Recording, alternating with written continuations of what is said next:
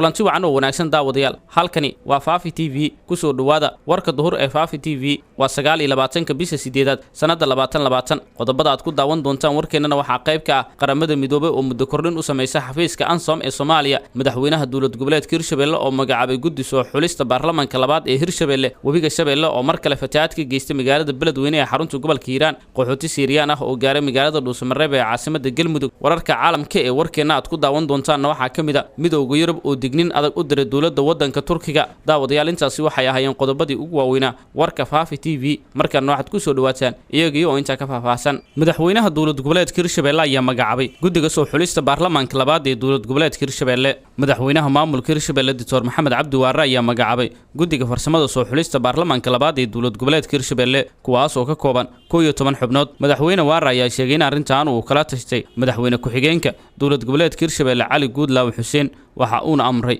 in si degdeg ah ay u soo gudbiyaan qorshaha ku aadan xulista xildhibaanada cusub ee baarlamaanka dawlad goboleedka Hirshabelle dhawaantan Hirshabelle waxa ka qabsoomayso doorashada madaxweynaha waxaana jira guddiyo loo xil saaray qabanqaabinta doorashadaas iyo sidii ay ku dhici lahayd xildhibaano badan oo ka tirsan baarlamaanka Hirshabelle ayaa xilligan waxay dadaal dheer ugu jiraan sidii ay mar kale u soo laaban lahaayeen maadaama baarlamaankii koowaad ee Hirshabelle waqtigiisa u dhamaaday xilligan waxaana iminka ay dadaal dheer ugu jiraan sidii ay mar kale ku heli lahaayeen booska xilligan ay joogaan qaar ka mid ah xildhibaanadaas oo la hadlay warbaahinta ayaa waxay ka codsadeen dawladda Soomaaliya in doorashadaas ay noqoto mid waqtigeeda ku dhacda dibna aysan uga dhicin xilligii loogu talagalay dawladda Soomaaliya waxay hore u geysay halkaas ciidamo ka tirsan kuweeda sida gaarka u tababaran kuwaas oo loogu talagalay inay ka qayb qaataan arrimaha doorashooyinka iyo sidoo kale sugidda amniga goobaha doorashada lagu qabanayo inta lagu guda jiro soo doorashada madaxweynaha cusub ee Hirshabelle qaramada midoobay ayaa muddo kordhin u sameeyay xafiiska ANSOM ee Soomaaliya codbixinta howlgalka qaramada midoobay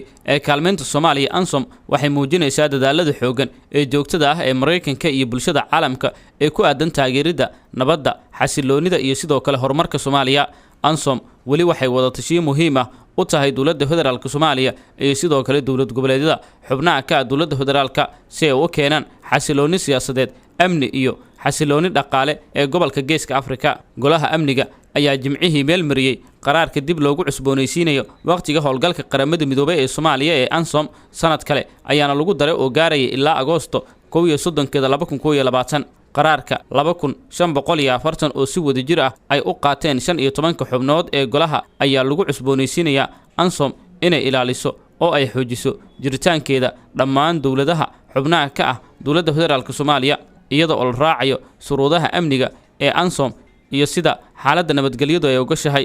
ANSOM waxay abuurtay golaha amniga bishii Juun sanadii 2013 iyagoo taageeraya dawladda federaalka Soomaaliya waxayna la shaqeynaysaa howlgalka midowga Afrika ee Soomaaliya howlgalka nabad ilaalinta ee ay ansixiyeen golaha ammaanka ee qaramada midoobay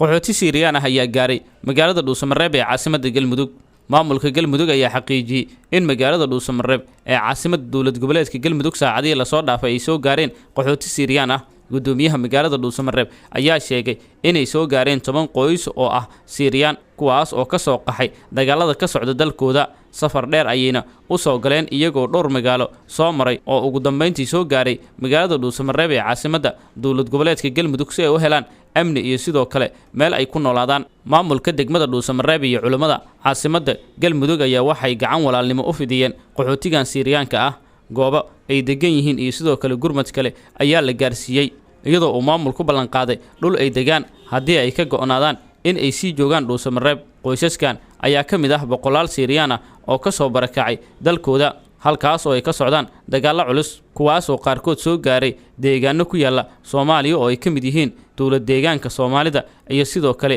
magaalada Hargeysa ee maamulka Somaliland wabiga Shabeelle ayaa fatahaad ka sameeyay magaalada Beledweyne ee xarunta gobolka Hiiraan wabiga Shabeelle ayaa saacadii la soo dhaafay waxa uu fatahaad hor ka sameeyay qaybo ka mid ah magaalada Beledweyne ee xarunta gobolka Hiiraan iyadoo saameyn weyn uu ku yeeshay dalagyada beeraha dadka ku nool magaalada Beledweyne ee xarunta gobolka Hiiraan ayaa waxay sheegeen in dalagyo dhowr ah oo ku yaalay beeraha Beledweyne isla markaana uu baabi'iyay sidoo kalena uu wabigu ku fatahay xaafado ka tirsan Beledweyne duqa magaalada Beledweyne Nadar Sabaax Maalin ayaa bilowday dadaalo lagu xakamaynayo fatahaadda wabiga Shabeelle magaalada Beledweyne meelo kooban oo ay biyuhu ka soo baxeen hareeraha wabiga si mar kale wabiga uusan fatahaad kale u sameeynin magaalada beledweyne ee xarunta gobolka hiiraan ayaa dhowaan haanba waxay ahayd mid uu ku soo laalaabtay fatahaadda webiga shabeelle uu samaynayo waxaana dadka badi halkaasi ku noolaa ay u barakaceen deegaanka ceel jaalle ee duleedka magaalada beledweyne waxaana muddooyin bilooyin ah dadkaas ay ahaayeen kuwo dibadjoog ka ahaa magaaladoodii daawadayaal weli waxaad daawanaysaan ood la socotaan warka duhur ee faafi t v markaana akhbaraadka caalamka